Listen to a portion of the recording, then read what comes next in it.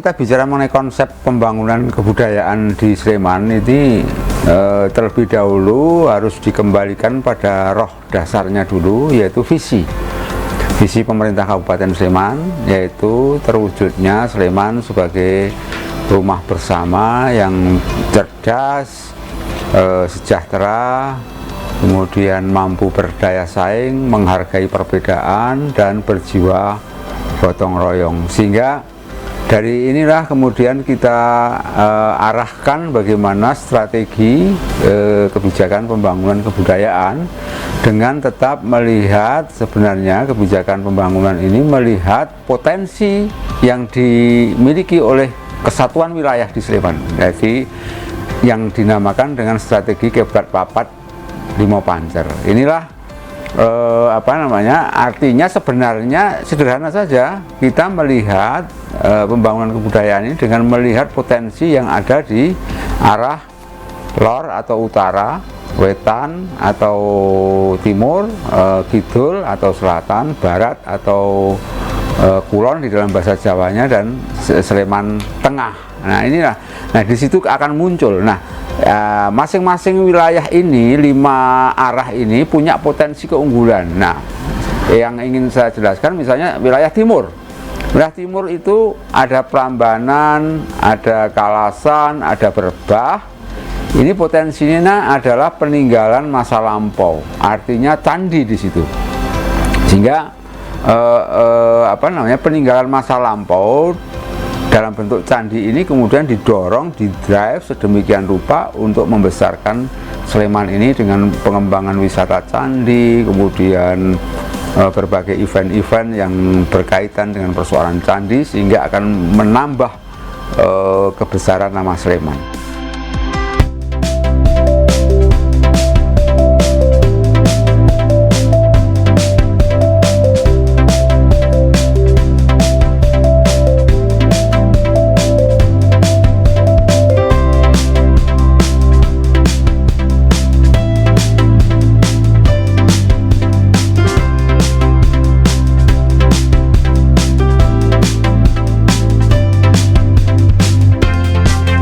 Saat ini kita berada di Komplek Candi Banyunibo.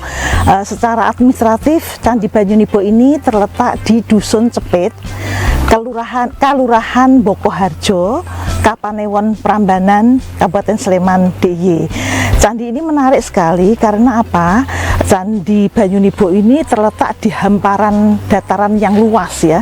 Kemudian kita lihat di kanan kiri ini dikitari oleh perbukitan Boko yang sangat menarik, dan di depannya ini ada hamparan tanah yang luas. Nah, candi ini jadi menarik karena memang dilihat dari segi view-nya ini sangat-sangat indah, dan siapapun yang akan datang ke Candi Banyunibo ini tentu akan sangat tertarik. Ya, kita apalagi kalau sore hari melihat hamparan yang luas ini sangat menarik sekali untuk dikunjungi.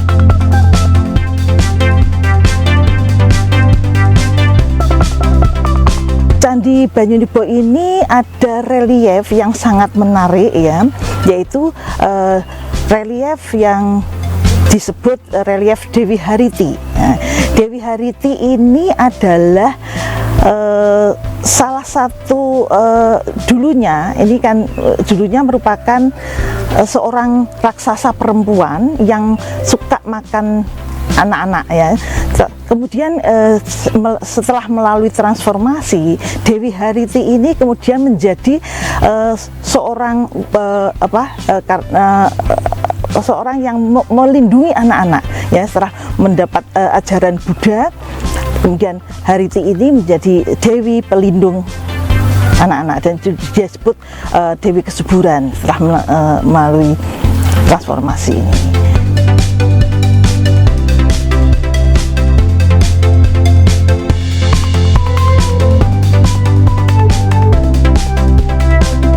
Ya, salah satunya dengan menyelenggarakan event yang mengambil tema dari potensi di mana arah itu berada. Jadi kalau misalnya tadi wilayah timur itu candi, maka di situ kita membuat event ini sudah berlangsung berkali-kali, namanya Festival Candi.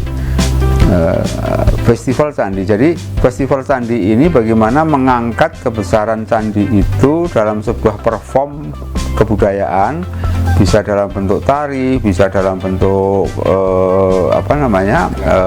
ekspresi seni yang lain, tetapi dengan background candi. Jadi di sana ada Candi Sari, ada Candi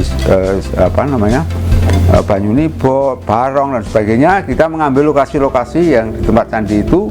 Di satu sisi tematiknya ini agak spesifik. Kalau mungkin pagelaran di tempat lain itu mengambil tema yang umum, tetapi kalau Festival Candi ini mengambil sejarah candi itu sendiri dan dilakukan perform di depan candi.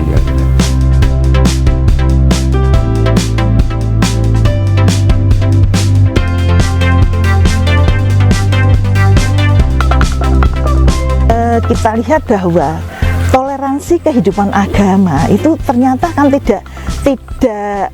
sudah ada sejak zaman dulu kala ya, pada sekitar abad 8 Masehi ketika di Jogja ya, di Mataram, kerajaan Mataram kuno ini kan tidak hanya ada satu agama, tetapi ada dua agama besar yang memang hidup berdampingan ya. Contohnya kita lihat di Prambanan sendiri ya. Kalau misalnya di Prambanan itu ada Candi Prambanan yang berlatar belakang agama Hindu, kemudian ada di sana ada Candi Siwa, Candi Sewu, kemudian ada Candi Lumbung Bubra, kemudian ada Candi Pelawasan yang letaknya berdekatan. Di sini pun juga ada di perbukitan Boko ini, kita juga lihat ada candi yang berlatar agama Hindu ya, Candi Barong. Kemudian di depannya tidak jauh dari Candi Barong itu ada situs stupa Dawang Sari. Nah, memang stupa ini nantinya setelah direkonstruksi nanti akan menjadi stupa yang besar ya.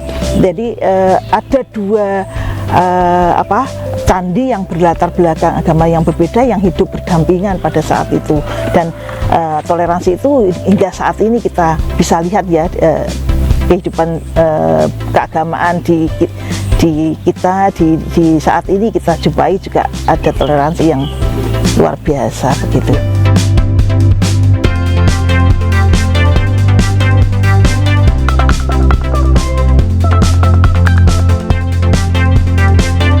Ya, ini sebenarnya yang namanya masyarakat sekarang ini kan masyarakat yang kreatif ya.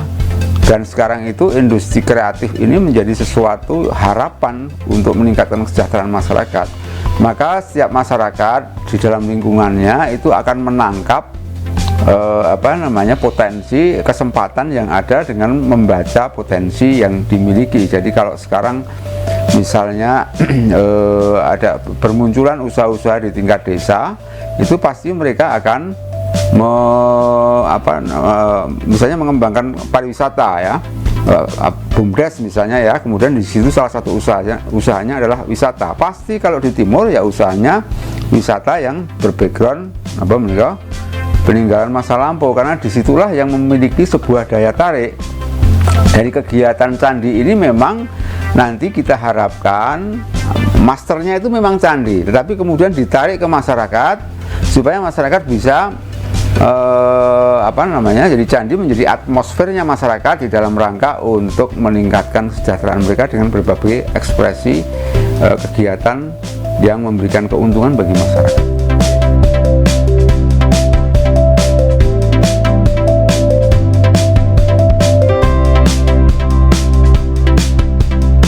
Menarik sekali. Nah, ini perlu dikembangkan untuk destinasi wisata yang memang saat ini sudah kita bekerja sama dengan BUMDes ya.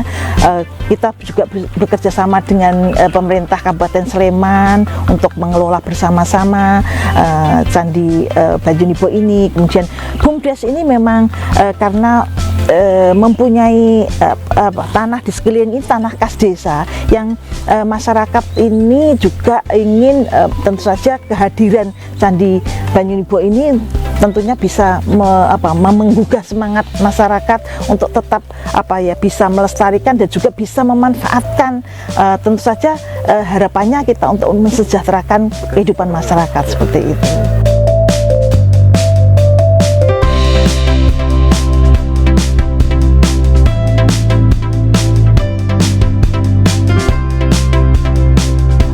Sudah membuat sebuah master plan mana yang digunakan untuk apa. Di sini ada beberapa kegiatan dari BUMDes, mungkin ada kegiatan untuk kegiatan-kegiatan yang terkait dengan sumber daya masyarakat ya. Saat itu kita juga tidak dari BPCB juga memberikan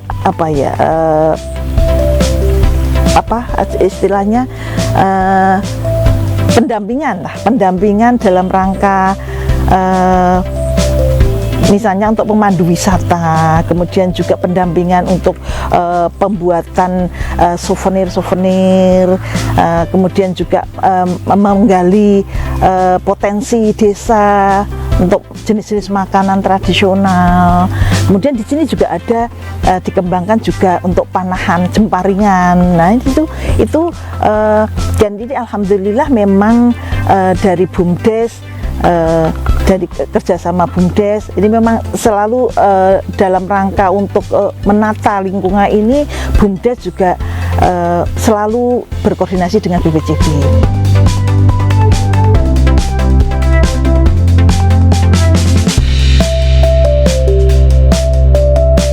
Terus terang yang menjadi ikon dari wisata ini adalah Candi Banyunibo.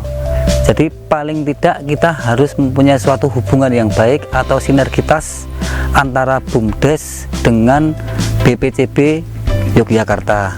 Itu karena apa? Yang jelas kita pelaku bisnis murni untuk menjual wisata ini yang kita jadikan ikon, yaitu Candi Banyunibo.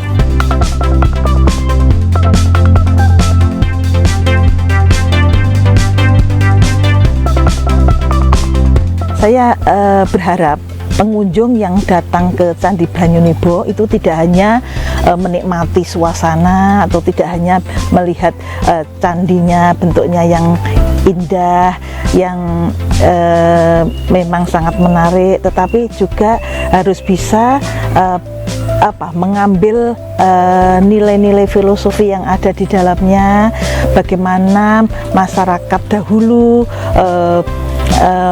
membuat candi seperti itu untuk kegiatan keagamaannya. Kemudian masyarakat juga bisa mengambil hikmah dari bangunan yang ada seperti itu untuk tetap ikut menjaga kelestariannya. Pada kesempatan yang berbahagia ini, saya mengajak seluruh lapisan masyarakat untuk tetap menjaga potensi kebudayaan yang kita miliki. Jangan kita rusak, tetapi kita rawat bersama potensi itu. Jadi misalnya kalau candi, ya jangan dirusak candinya, tetapi justru itu dijaga bersama, sehingga akan memberikan kontribusi kepada masyarakat yang telah menjaga dan menjadi pemiliknya. Kan marilah bersama-sama membangun masyarakat dengan memanfaatkan potensi yang dimiliki, sehingga masyarakat itu merasa menjadi besar karena dibesarkan oleh potensi yang dimilikinya sendiri. Di samping itu juga tentunya mari kita bersama jaga kebudayaan kita ini untuk mendukung keistimewaan Jogja tetap istimewa.